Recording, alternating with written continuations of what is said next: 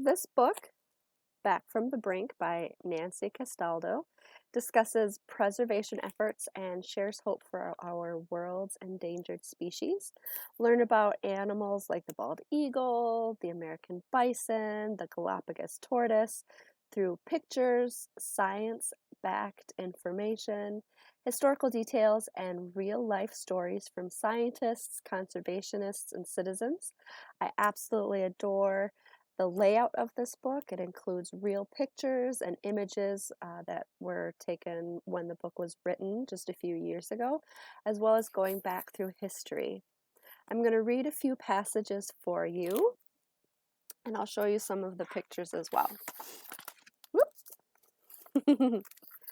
All right, the first little bit I'm going to read is in the chapter about bald eagles. And throughout the book, there are these little snippets that give a little bit of information to help us tie together the different things that are discussed in this book. And it's titled Eco Hero Rachel Carson. Rachel Carson had the vision to recognize the effects of pesticides on our entire environment. Her words did not resonate with everyone. Some claimed she was being hysterical. Many questioned her as a scientist. Others called her a communist, and the pesticide industry was outraged by her claims. But others listened. President John F. Kennedy called for a committee to examine the effects of pesticides. The committee agreed with Rachel Carson. Her groundbreaking book led to the EPA ban on DDT in 1972 and helped to launch the environmental movement. So just based on that short little paragraph, we get a lot of information and a lot of ideas of when some of this stuff was taking place.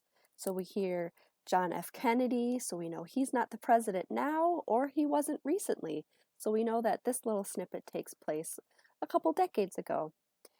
So if you want to learn more about Rachel Carson as well, we do have quite a few of her books or books written about her. The next little snippet I'm going to read isn't quite as joyful, but it gives lots of great background information about the buffalo or the bison. This little chapter is called The Great Slaughter. I want you to think about how you imagine or what you've heard about the history of the fall of the buffalo. How did it happen? Why did it happen? Who was involved? When did it take place? And I want you also to think about the difference between then and now, how are buffalo and bison treated. The Great Slaughter. Early American farmers and ranchers killed buffaloes to create room for their livestock to graze. That made a dent in the buffalo population, but only a small one.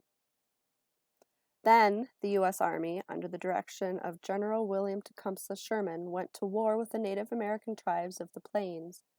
Bitter United States soldiers struck out against their Native American enemies by killing buffalo, the main source of food, shelter, and clothing for more than 24 tribes. Sherman even convinced President Grant to veto a bill that would have protected the buffalo from commercial hunting. War was raging, and buffalo were caught in the middle.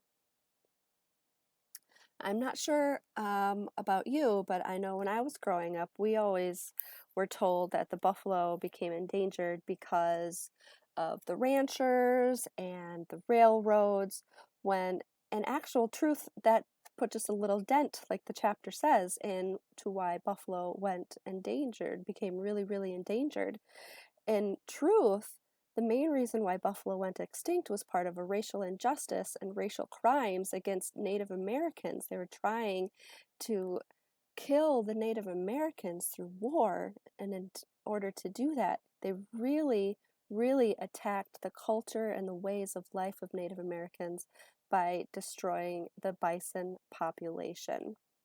So it's kind of a jarring fact when you learn that. And in fact, there were only, let's see if I can find that in the next thing. In 1901, when only 24 bison remained wild in the United States, and the only others were living in Yellowstone or in private herds, Congress allocated $15,000 to purchase 21 bison from private owners to add to the Yellowstone herd. So in the very early 1900s, Congress finally decided something needed to be done.